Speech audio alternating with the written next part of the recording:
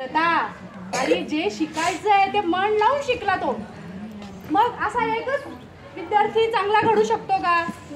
गुरुला असं वाटत होतं का की फक्त माझा द्रोणाचार्य आज अर्जुनच श्रेष्ठ धनुर्धारी बनला पाहिजे? नाही. तर त्यांनी विद्या ही गुरु ही विद्या सर्वांना सारखी देतात. वर्गात आम्ही धडा शिकवतो तर फक्त पहिल्या बेंचच्या मुलाला शिकवतो का शेवटच्या बेंचवरच्या मुलाला शिकवतो का?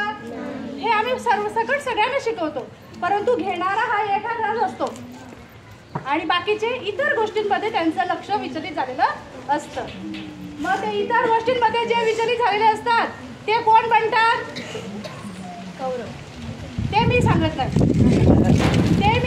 नाही, ते तुम्ही ठरवायचे. आता तुम्हाला अर्जुन बनायचं आहे की इतर शिष्यांसारखं सर्वसाधारण बनायचं? तर बघा, द्रोणाचार्याने परीक्षा घेतली शेवटच्या दिवशी. काय परीक्षा घेतली बरं? काय परीक्षा घेतली आठवते का ती गोष्ट कोणाला? झाडावर पक्षी होता, त्याला त्याच्या डोळ्याला बाण मारायचा होता आणि मग द्रोणाचार्याने सगळ्या शिष्यांना बसवलं. प्रत्येकाला विचारलं तुला काय दिसतंय? कोणी म्हटलं मला हिरवं बाण दिसतंय, कोणी म्हणतं मला पक्षाची शेपटी दिसते, कोणी म्हणतं मला ते फळ दिसतंय. पण फक्त अर्जुनाला आणि अर्जुनालाच त्याचा पक्षाचा डोळा दिसला आणि त्याबरोबर त्या पक्षाच्या डोळ्याला त्याने बाण मारला. या गोष्टीवरून आपल्याला हे शिकायचं आहे की आपलं ध्येय निश्चित करा. जो जीवनात आपलं ध्येय निश्चित करेल तोच श्रेष्ठ धनुर्धारी बनेल. तर तुम्ही आज या ठिकाणी तुमची ही पहिली पायरी आहे, जीवनातली ही पहिली पायरी आहे, 8वी पास होऊन जाणं. आता याच्या पुढे तुम्हाला खूप सारं असं वेगवेगळं जग आहे पुढे तुम्हाला. बघा, आता तुम्हाला फुलं बघायचे, पानं बघायचे, फळं बघायचे का पक्षाचा डोळा बघायचा? हे तुम्हाला ठरवायचंय, तुम्हाला ठरवायचंय. जर तुम्ही त्या पक्षाच्या डोळ्याचं ध्येय डोळ्यापुढे ठेवून पुढे जर शिक्षण घेतलं तरच तुम्ही जीवनात यशस्वी व्हाल. आणि जर तुम्ही इतर पानं फुलं रंगीत जग आता पुढे दिसणार आहे तुम्हाला, ह्या रंगीत जगामध्ये तुम्ही इतर गोष्टींकडे जर बावचळले तर तुमचं आयुष्य हे नष्ट होणार आहे. फक्त मोबाईल, TV आणि अशा फालतू गोष्टींकडे जर तुम्ही लक्ष दिलं तर तुमच्या जीवनाचं तुम्ही जीवनात यशस्वी होणार नाही. फक्त आपलं ध्येय निश्चित करा. 8वी नंतर आपलं ध्येय निश्चित करा.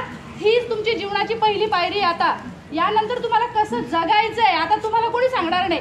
आता 8वी पर्यंत कसं असतं, तुम्ही अगदी जवळ असतात, पण 9वी पासून शिक्षक तुमच्याकडे लक्ष देणार नाही, तुम्हाला बघणार सुद्धा नाही. तुम्ही या जा, तुम्ही काही करा, केस कापा का केस वाढवा, नख वाढवा का पॅन्ट घाला का शर्ट घाला, काही बघणार नाही. अरे आमचं रोज सकाळपासून तुमच्याकडे लक्ष असायचं, का रे नख वाढलेत का, का रे केस वाढलेत का? अगं मुलींनो, असे केस करू नका. तेव्हा खूप राग यायचा मॅडमचा. मॅडम ना सारख्या माझ्याकडे असं रागाने बघतात. वारुळकर मॅडम तर फारच डेंजर म्हटलं की डेंजर आहे की नाही. परंतु माझा प्रामाणिक उद्देश हा होता की माझ्या शाळेतील सर्व विद्यार्थी हे अतिशय चांगले घडले पाहिजेत, यांचं नाव पुढे खराब होता कामा नये. तुम्ही जे काही वाईट वागणूक कराल पुढे गेल्यावर तर त्याचं सगळं श्रेय आम्हाला मिळणार आहे. तुम्ही जर चांगले वागाल तर त्याचं श्रेय आम्हाला मिळणार आहे. कोणत्याही शाळेत गेले, वाहेगावची मुलं शिस्तबद्ध, आमची कॉलर टाईट होते.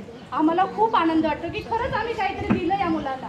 आणि जर काही वाईट घटना घडली तिकडे, कुठला होता तो मुलगा, कुठल्या शाळेतून आला, कुठल्या शाळेची मुलगी होती ती, वाहेगावची, लगेच आमची मान खाली जाणार. कारण की आमच्या शाळेचा विद्यार्थी असं वाईट कृत्य करूच शकत नाही ही आम्हाला खात्री होती. पण जर असं काही घडलं तर त्याचं श्रेय आम्ही घेऊ की आमच्याकडून काहीतरी तुम्हाला देण्यामध्ये आम्ही कमी पडलो. तर मी आजच्या दिवशी तुमच्याकडून एवढीच अपेक्षा करते की आपल्या गावाचं, आपल्या शाळेचं नाव खराब होईल असं कुठलीही वाईट वर्तणूक तुम्ही करू नका. आणि अर्जुनासारखं ध्येय ठेवा, मला काय बनायचं आहे, आणि इतर गोष्टींकडे लक्ष देऊ नका. जर तुम्ही इतर गोष्टींकडे लक्ष दिलं तर तुमच्या आयुष्यात कधी तुम्ही यशस्वी होणार नाही. आणि भविष्यात तुम्हाला आमचे सगळ्यांचे नंबर तुमच्याकडे आहेत. काही जरी अडचण असली तरी सर्वात प्रथम आणि पहिल्यापासून मी तुम्हाला सांगते, शाळेत आले म्हणजे शाळेतली आई आम्ही आणि नंतर घरची आई, हे माझं पहिलं वाक्य प्रत्येक वर्गात असायचं आहे की नाही. तर मग जरी तुम्ही सोडून गेले तरी असं समजू नका की असं लगेच कणाकणाला जायचं. 8वी पास झालं की 9वी मध्ये असं मॅडमकडे बघायचं कोपऱ्या असं असं वागू नका. जरी तुम्ही आम्हाला सोडून गेला, तुमची काही अडचण असेल तर आम्हाला मदत करा, आम्हाला सांगा. आणि तुम्ही मोठे झाल्यावर तुमची सुद्धा आम्हाला मदत लागत असते. तेव्हा शाळेकडे बघताना शाळेला आपण कोणत्या पद्धतीने मदत करू शकू, मॅडमना आपण काय मदत करू शकू, ही भावना तुमच्यामध्ये असू द्या. एकदा पायरी सुटली की आपलं या शाळेशी काही नातं नाही असं वागू नका. आणि हे ऋणानुबंध असेच कायम असू द्या, एवढी मी तुम्हाला विनंती करते. आणि